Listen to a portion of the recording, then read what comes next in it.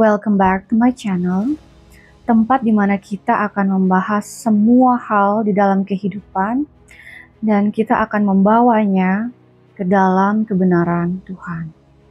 Hari ini saya mau membahas tentang cobaan-cobaan di dalam kehidupan, hal-hal berat yang diizinkan untuk kita alami di dalam kehidupan. Ada dua,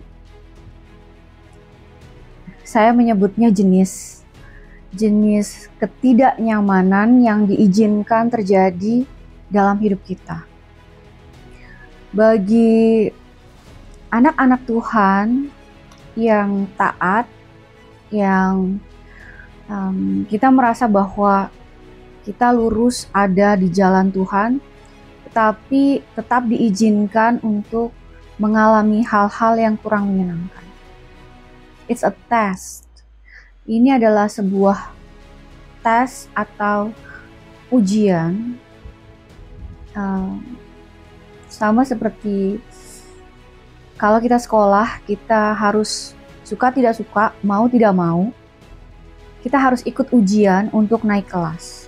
Tes ini harus diizinkan terjadi untuk melihat seberapa besar kesungguhan kita untuk mengimani, untuk meyakini, dan untuk tetap setia ada bersama Tuhan dan di jalan Tuhan. Lalu jenis yang kedua, kalau saya menyebutnya ujian kepada anak-anak yang hilang. Kita tahu bahwa tidak semua orang itu baik. Dan Tuhan itu Tuhan yang adil. Meskipun bahkan untuk anak-anak yang hilang, Tuhan tetap mengasihinya. Jadi cobaan yang diizinkan terjadi sesungguhnya diizinkan untuk membuat mereka kembali pulang ke rumah.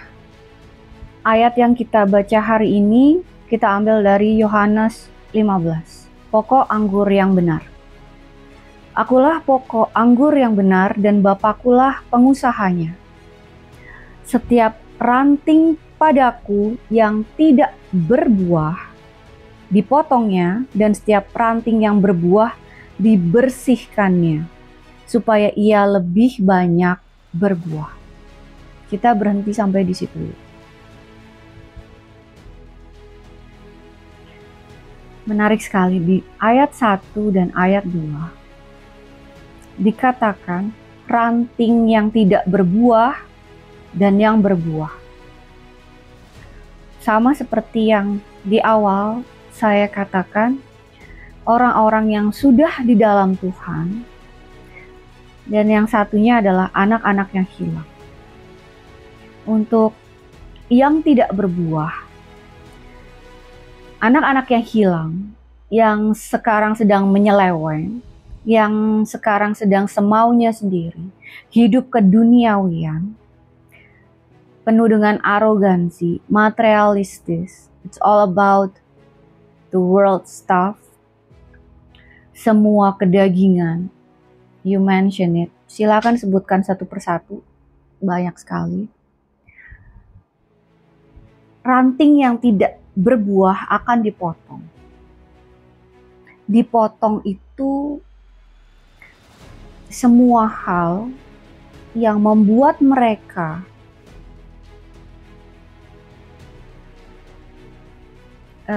merasa bahwa mereka bebas dari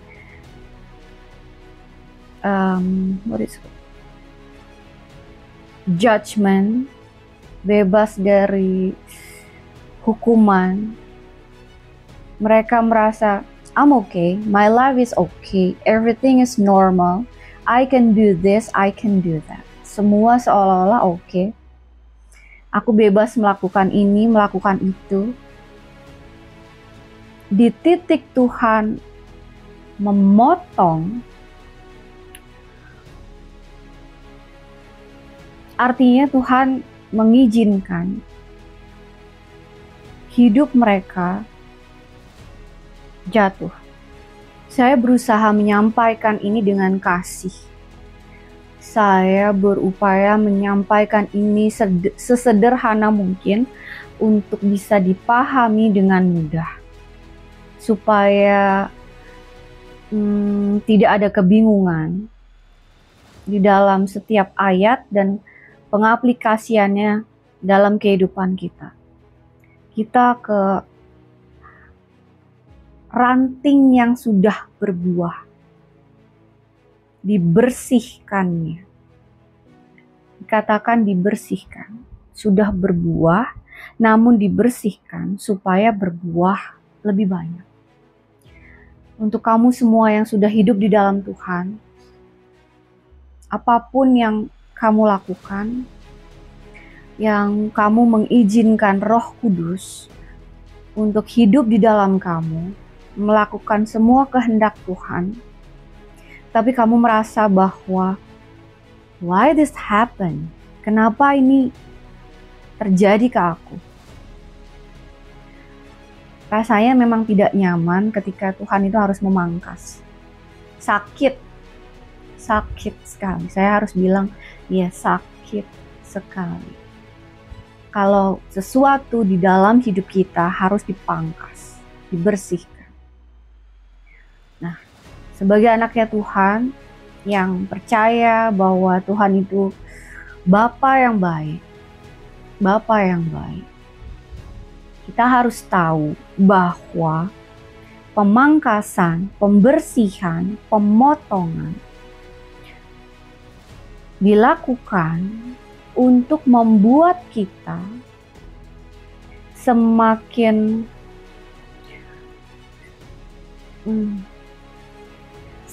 dalam, semakin memahami Tuhan, semakin selaras dengan Tuhan. Saya mau menceritakan bagaimana hal tidak nyaman itu diizinkan terjadi. Oke. Mulai dari tahun 2024 saya sudah penyerahan kepada Tuhan seluruh hidup saya. Silakan Tuhan mau pergunakan untuk apapun, saya ikut. I try to be obedient. Saya berupaya patuh apapun itu. Dari buka mata sampai tutup mata. Apapun yang Tuhan kehendaki untuk saya lakukan, saya lakukan. Sampai di tahun 2025, ternyata banyak hal yang saya tahu di tahun 2024. Ternyata masih ada hal yang memang banyak yang harus saya perbaiki. Contoh sederhana adalah soal mengampuni. 2024, saya mempelajari apa itu mengampuni. Sampai Tuhan kasih tahu bahwa mengampuni adalah sampai orang itu duduk di sebelah kamu, tepat di sebelah kamu, dan kamu tidak merasakan apa-apa lagi. Netral. Tidak ada ketidaksukaan, tidak ada apapun perasaan negatif atau pikiran negatif. Betul-betul netral. Saya pikir cukup sampai di situ. Ternyata tidak. Akhirnya Tuhan meminta saya, mengampunilah sampai kamu bisa mengasihi.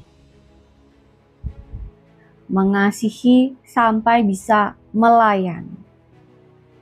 Jadi saya harus melayani orang yang berbuat tidak nyaman kepada saya. Tidak sampai di situ. 1 bulan yang lalu, Tuhan mengizinkan tubuh saya menderita eksim yang parah. Ini pernah terjadi di tahun 2009. Tapi tidak separah ini. Lalu saya tahu bahwa mungkin yang punya eksim tahu ya bahwa eksim ini sebetulnya tidak ada obatnya. kalaupun dokter kasih obat, obat itu tidak baik untuk tubuh. Jadi kalau minum obat, sembuh, setelah berhenti obat akan tumbuh lagi. Lalu karena ketidaknyamanan saya sampai menangis. Tuhan, apa yang harus saya lakukan? Apa yang Engkau mau untuk aku lakukan? Lalu Tuhan minta saya untuk detox. Detox usus, perbaiki diet, perbaiki pola makan. Akhirnya 3 hari lalu, saya mulai untuk memperbaiki pola makan saya. Jadi hanya makan semua nabati tanpa minyak. Semua yang organik. Dan setelah itu, eksim yang parah ini ternyata mengering tanpa obat sedikit. Ketidaknyamanan yang diizinkan Tuhan sebetulnya untuk membuat saya memperbaiki tubuh saya. Karena Tuhan kalau memangkas, memotong, membersihkan, kalau kita sadari itu kaitannya dengan fisik, mental, emosional, dan spiritual. Kita tidak bisa hidup di dalam Tuhan yang tidak memperhatikan semua aspek dalam hidup kita.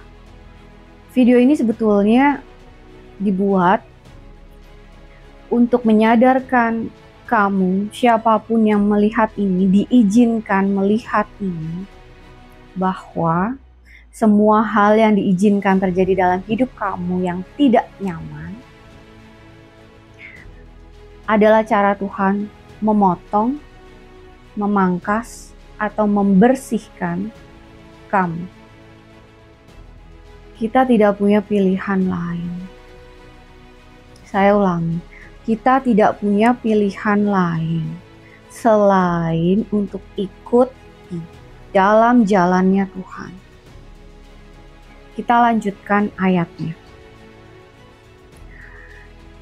Kamu memang sudah bersih karena firman yang telah kukatakan kepadamu. Tinggallah di dalam aku, dan aku di dalam kamu. Sama seperti ranting tidak dapat berbuah dari dirinya sendiri, kalau ia tidak tinggal pada pokok anggur. Demikian juga kamu tidak berbuah, jikalau kamu tidak tinggal di dalam aku. Akulah pokok anggur, dan kamulah ranting-rantingnya. Barang siapa tinggal di dalam aku dan aku di dalam dia, ia berbuah banyak. Sebab di luar aku, kamu tidak dapat berbuat apa-apa. Friends, saya harus ingatkan bahwa seberapapun uang yang kamu punya, seberapapun power yang kamu punya, sesehat apapun kamu saat ini, kalau Tuhan sudah memutuskan, memotong, it will crush. Tidak ada yang bisa dijadikan pegangan. Tidak ada. I have to tell you. Saya harus bilang tidak ada. Sebanyak apapun uang kamu. Kalau Tuhan sudah memutuskan, sudah waktunya. Artinya sudah waktunya. Salah satu hal paling sulit adalah ketika Tuhan spill sesuatu, memberitahu sesuatu kepada saya, dan saya belum bisa mengatakannya kepada orang tersebut.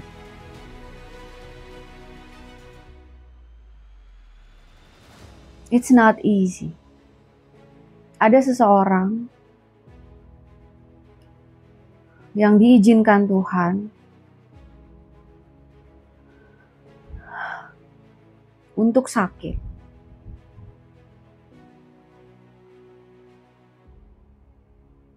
Your pride, keangkuhan kamu, tidak bisa menyelamatkan kamu. Uang banyak kamu tidak bisa menyelamatkan kamu. God has appointed time. Satu-satunya yang bisa kamu lakukan adalah pertobatan dan kembali ke Tuhan. Pertobatan itu bukan meminta maaf, meminta ampun. Itu bukan pertobatan. Pertobatan adalah tidak lagi melakukan atau menjadi orang yang sama. Yang membuat kamu jatuh, yang membuat kamu dipotong, yang membuat kamu dipangkas, yang membuat kamu dibersihkan. Bertobat adalah meninggalkan. Menjadi manusia yang baru. Menjadi seseorang yang ditentukan Tuhan. Harus menjadi seperti apa? Harus bagaimana? Kalau kamu dulunya sangat arogan, humble yourself. Rendahkanlah diri kamu. Dan seringkali merendahkan hati di hadapan Tuhan, kita harus merendahkan diri di hadapan orang yang kita tidak suka. Humble yourself. Saya sebetulnya ingin menyampaikan bahwa pruning, ketika kita dipangkas, dipotong, dibersihkan, itu adalah hal yang harus kita syukuri. Kita harus bersyukur karena Tuhan menunjukkan bagian mana di dalam hidup kita yang masih menyebabkan kejatuhan kita. Kalau kearoganan kita menjatuhkan kita, Tuhan akan membuat kita tidak berdaya. Kalau uang kita yang kita miliki menjatuhkan kita, Tuhan akan mengambilnya. Kalau orang-orang yang kita sayangi,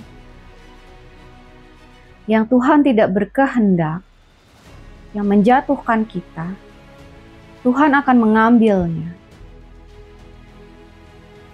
There is no safe place in this world. Tidak ada tempat yang aman di dunia ini yang membuat kita bisa bersembunyi di depan Tuhan. Tidak ada.